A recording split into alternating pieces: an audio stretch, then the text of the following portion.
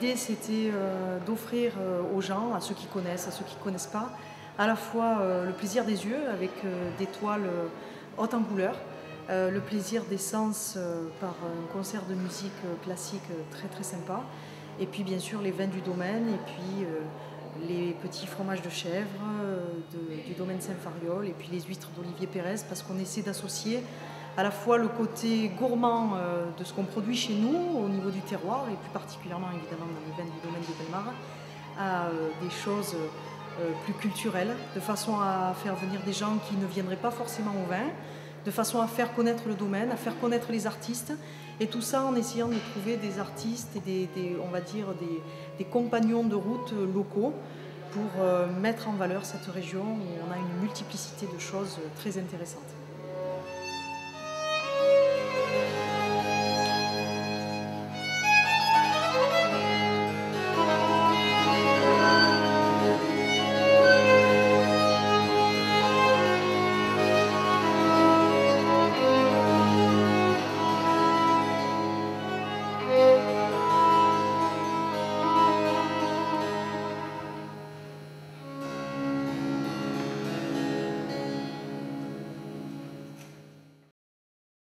Alors, au niveau musical,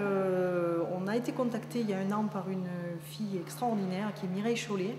qui m'avait proposé quelque chose d'assez original, le violoncelle et la viole de gambe.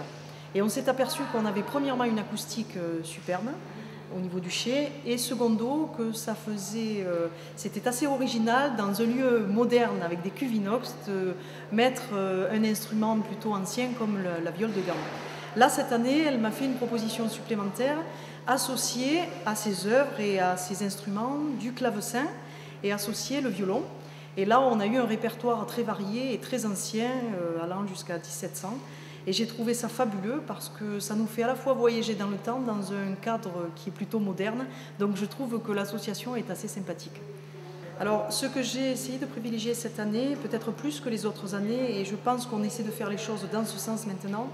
c'est vraiment les nouveautés, les coups de cœur et les cuvées un peu spéciales qu'on a travaillées de façon plus originale, de façon plus, pas soigneuse parce qu'on travaille tout de la même façon, mais des cuvées un peu plus différentes pour des gens qui veulent s'ouvrir, qui veulent découvrir des choses. Voilà, alors on a mis en avant nos cuvées rivage avec nos millésimes 2007 qui sont complètement différents de ce qu'on pouvait faire avant. On a mis en avant cette jolie cuvée avec ce beau nom, le Délice des Anges, où on a du muscat sec, un joli rosé de Grenache, une syrah rouge magnifique, enfin je pense en tout cas. Et puis cet assemblage Viognier-Roussanne qui est assez fabuleux, un peu différent de ce qu'on peut faire classiquement. Et les gens se sont retrouvés à la fois dans le côté découverte et à la fois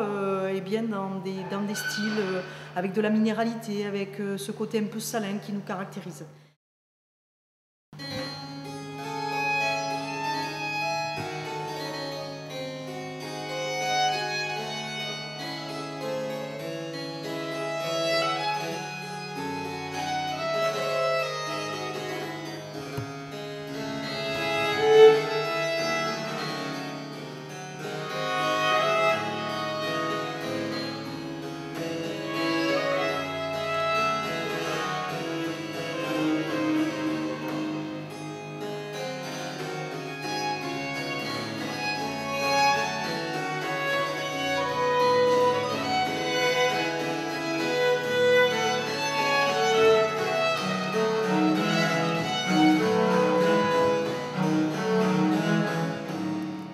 Alors le petit bilan, c'est de dire que les gens, je crois, ont beaucoup apprécié, et ça c'est déjà la première chose. C'est de dire que ce concept de mélanger à la fois la peinture, à la fois la musique,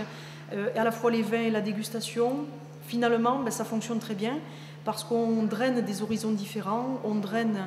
des âges différents aussi, c'est assez important, hein, et des niveaux et des horizons culturels différents, et je crois que c'est important de pouvoir mélanger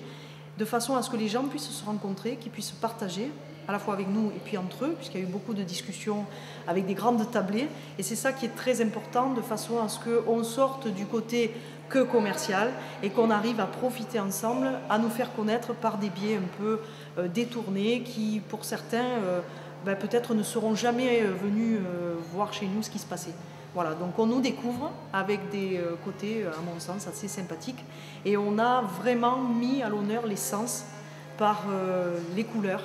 par les sensations sur les vins, par les sensations sur tout ce qu'on a dégusté, les huîtres, les fromages, et par cette musique qui a été fabuleuse.